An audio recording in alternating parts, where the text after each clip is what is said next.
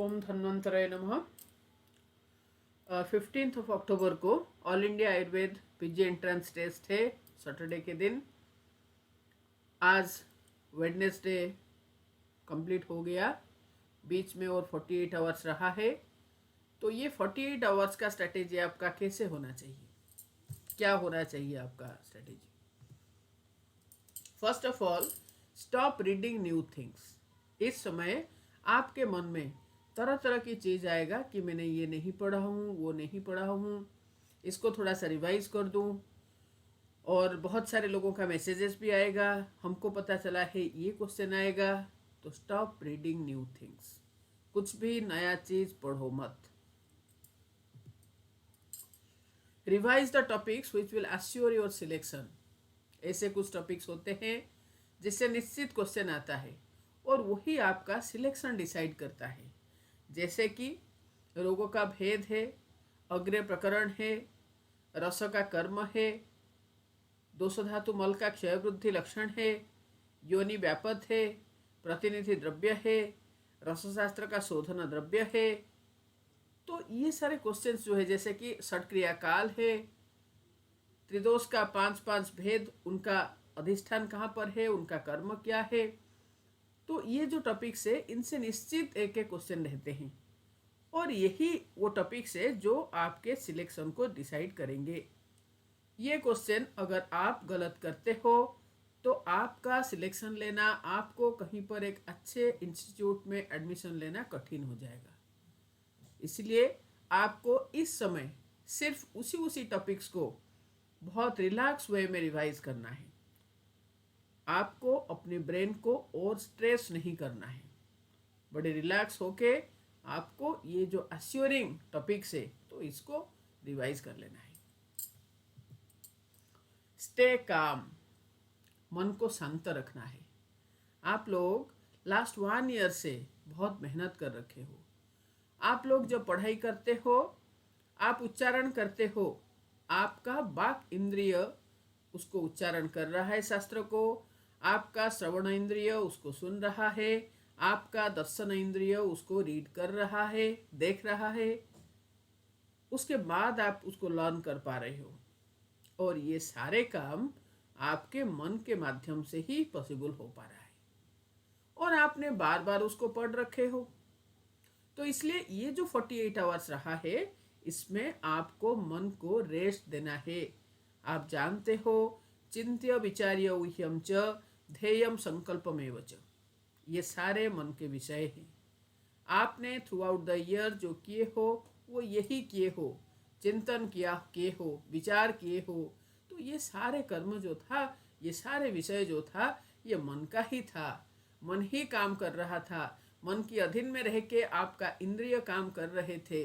तो ये 48 आवर्स मन को रेस्ट दो, मन को शांत रखो, मन को स्ट्रेस फ्री रखो।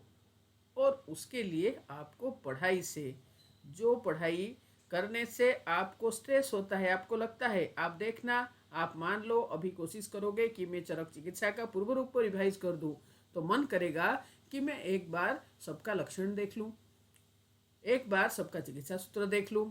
तो इसलिए आपको विषय से मन को मुक्त करके उसको शांत रखना है, क्योंकि यही मन है जिसके निर्देश से आप 15 अक्टूबर के दिन क्वेश्चन का आंसर में जो सही ऑप्शन है उसको लगाना है। वो मन के निर्देश से ही लगाना है। अगर मन उद्वेग रहित नहीं हुआ, अगर मन प्रशम स्थिति को प्राप्त नहीं हुआ, तो उस समय मन का निर्देश जो है वो गलत ऑप्शन पर जाएगा। इसलिए ये 48 आवर्स आपके माइंड को आपको काम रखना पड़ेगा।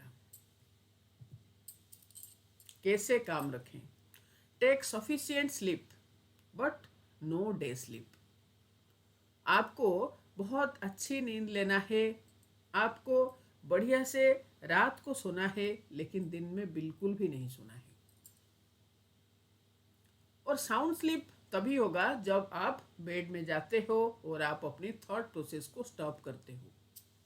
अगर आप बेड में लेटे हुए भी आप सोचोगे कि ये टॉपिक्स रह गया, वो सब्जेक्ट रह गया, तो फिर आपको नींद नहीं आएगा, क्योंकि आपको पता है अच्छे नींद के लिए विषय से निवृत्त होना बहुत जरूरी है।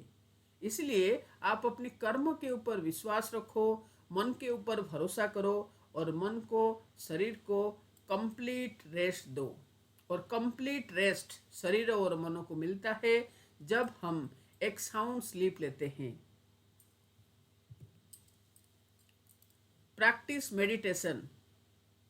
कैसे आप मन को निवृत्त करोगे?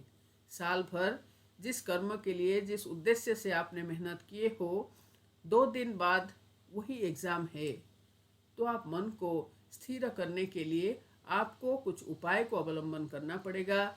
जैसे कि आप मेडिटेशन के अभ्यास करो, आप प्राणायाम करो, आप मंदिर दर्शन करो, आपको जो ईश्वर को आप विश्वास करते हो उनको प्रे करो, उनको ध्यान करो। ऐसे करने से आपका मन विषय से, थॉट प्रोसेस से निवृत्त हो पाएगा। You need concentration now.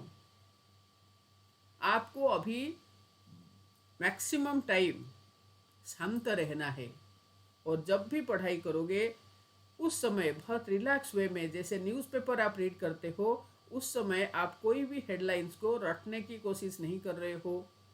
ऐसे ही आपको रीड करना है विदाउट टेकिंग एनी स्ट्रेस। सोचना नहीं है कि यही क्वेश्चन आएगा, मेरे से नहीं बनेगा। Always stay positive.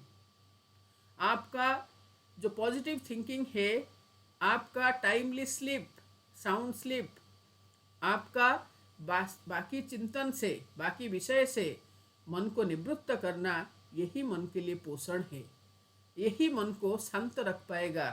पथ्यानांग प्रशमो, तो ये प्रशम स्थिति यही है कि मन को हम उद्वेग रहित करके रखें। आप अभी से उसको प्रैक्टिस नहीं करोगे तो एग्ज़ाम के पहले दिन बहुत ज़्यादा माइंड स्ट्रेस्ड हो जाता है, नींद नहीं आती है और पेपर खराब हो जाता है। जो साल भर का मेहनत है वो सारे खराब हो जाते हैं। तो इसलिए ये जो चीज़ों का हमने अभी डिस्कशन किया, उस चीज़ को प्रयास करना पालन करने के लिए। God bless you, wish you all the best.